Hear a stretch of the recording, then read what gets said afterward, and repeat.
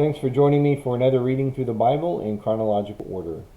We begin at Exodus chapter 1 in the Christian Standard Bible. These are the names of the sons of Israel who came to Egypt with Jacob. Each came with his family: Reuben, Simeon, Levi, and Judah; Issachar, Zebulun, and Benjamin; Dan and Naphtali; Gad and Asher. The total number of Jacob's descendants was 70. Joseph was already in Egypt, and Joseph and all his brothers and all the generation eventually died. But the Israelites were fruitful, increased rapidly, multiplied, and became extremely numerous, so that the land was filled with them. A new king who did not know about Joseph came to power in Egypt. He said to his people, "Look, the Israelite people are more numerous and powerful than we are. Come, let's deal shrewdly with them. Otherwise they will multiply further, and when war breaks out, they will join our enemies, fight against us, and leave the country." So these Egyptians assigned taskmasters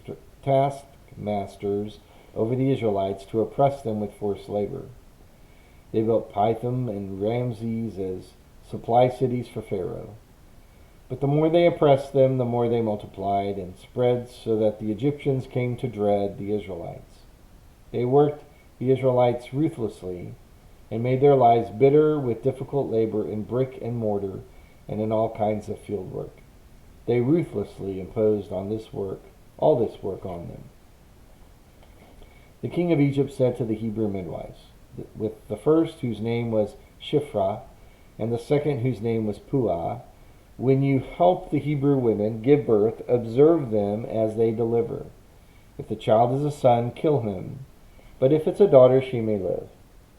However, the midwives feared God and did not do as the king of Egypt had told them. They let the boys live. So the king of Egypt summoned the midwives and asked them, "Why have you done this and let the boys live?" The midwives said to Pharaoh, "The Hebrew women are not like the Egyptian women, for they get vigorous and give birth before the midwife can get to them."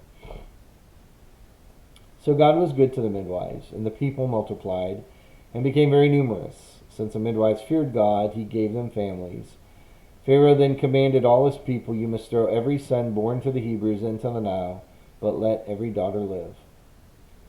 Now a man from the family of Levi married a Levite woman. The woman became pregnant and gave birth to a son. When she saw that he was beautiful, she hid him for 3 months. But when she could no longer hide him, she got a papyrus basket for him and coated it with asphalt and pitch. She placed the child in it, set it among the reeds by the bank of the Nile. And then his sister stood at a distance in order to see what would happen to them. Pharaoh's daughter went down to bathe at the Nile, while her servant girls walked along the riverbank. She saw the basket among the reeds, sent her slave girl, took it, opened it, and saw him, the child, and there he was, a little boy, crying. She felt sorry for him and said, "This is one of the Hebrew boys." Then his sister said to Pharaoh's daughter, "Should I go and call a Hebrew woman who is nursing to nurse the boy for you?" "Go," Pharaoh's daughter told her. So the girl went and called the boy's mother. Then Pharaoh's daughter said to her, "Take this child and nurse him for me, and I will pay your wages." So the woman took the boy and nursed him, and when the child grew up, she brought him to Pharaoh's daughter, and he became her son. She named him Moses because, she said, "I drew him out of the water." Years later, after Moses had grown up, he went out to his own people and observed their forced labor. He saw an Egyptian striking a Hebrew, one of his own people.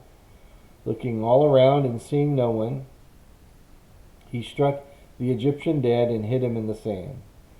The next day he went out and saw 2 Hebrews fighting. He asked the one in the wrong, "Why are you attacking your neighbor?" "Who made you a commander and judge over us?" the man replied. "Are you planning to kill me as you killed the Egyptian?" Then Moses became afraid and thought, "What I did is certainly known." When Pharaoh heard about this, he tried to kill Moses. But Moses fled from Pharaoh and went to live in the land of Midian and sat down by a well. Now the priest of Midian had 7 daughters. They came to draw water and filled the troughs to water their father's flock. Then some shepherds arrived and drove them away. But Moses came to their rescue and watered their flock. When they returned to their father Reuel, he asked, "Why have you come back so quickly today?" They answered, "An Egyptian rescued us from the shepherds. He even drew water for us and watered the flock." "So where is he?" he asked his daughters. "Why then did you leave the man behind? Invite him to eat dinner." Moses agreed to stay with the man, and he gave his daughter Zipporah to Moses in marriage. She gave birth to a son whom he named Gershom, for he said, "I have been a resident alien in a foreign land." And after a long time the king of Egypt died. The Israelites groaned because of their difficult labor, and they cried out, and their cry for help because of the difficult labor ascended to God. God heard their groaning, and God remembered his covenant with Abraham, with Isaac, and with Jacob. God saw the Israelites, and God knew. Meanwhile, Moses was shepherding the flock of his father-in-law Jethro, the priest of Midian. He led the flock to the far side of the wilderness and came to Horeb, the mountain of God. Then the angel of the Lord appeared to him in a flame of fire within a bush. As Moses looked, he saw that the bush was on fire, but was not consumed. So Moses thought, "I must go over and look at this remarkable sight. Why isn't the bush burning up?" When the Lord saw that he had gone over to look, God called out to him from the bush, "Moses, Moses." He answered, "Here I am." "Do not come closer," he said. "Remove the sandals from your feet, for the place where you are standing is holy ground." Then he continued, "I am the God of your father, the God of Abraham, the God of Isaac, and the God of Jacob." Moses hid his face because he was afraid to look at God. Then the Lord said, "I have observed the misery of my people in Egypt, and I have heard them crying out because of their oppressors. I know about their sufferings, and I have come down to rescue them from the power of the Egyptians, and to bring them from that land to a good and spacious land, a land flowing with milk and honey, the territory of the Canaanites, the Hittites, the Amorites, the Perizzites, the Hivites, and the Jebusites." So because the Israelites' cry for help has come to me, and I have seen the way the Egyptians are oppressing them, therefore go.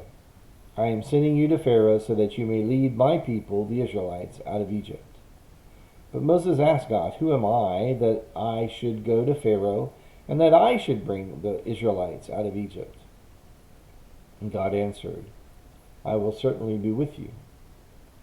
And this will be the sign to you that I am the one who sent you. When you bring the people out of Egypt, you will all worship God at this mountain." Then Moses asked God, "If I go to the Israelites and say to them, 'The God of your ancestors has sent me to you,' and they ask me, 'Well, what is his name?' What should I tell them?"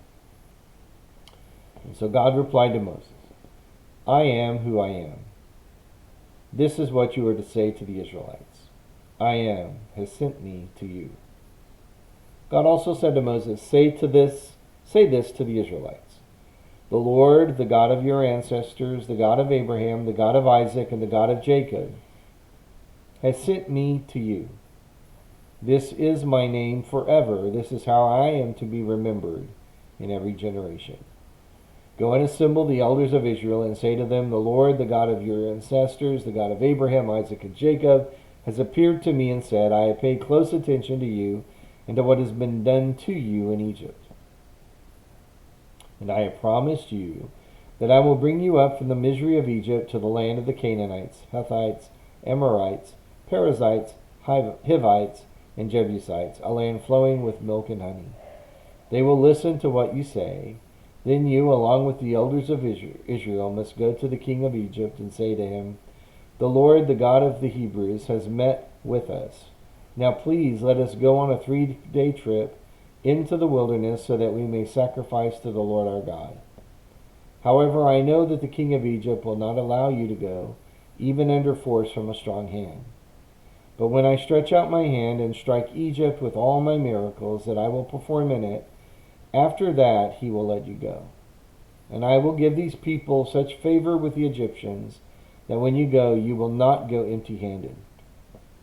Each woman will ask her neighbor and any woman staying in her house for silver and gold jewelry and clothing, and you will put them on your sons and daughters, and so you will plunder the Egyptians.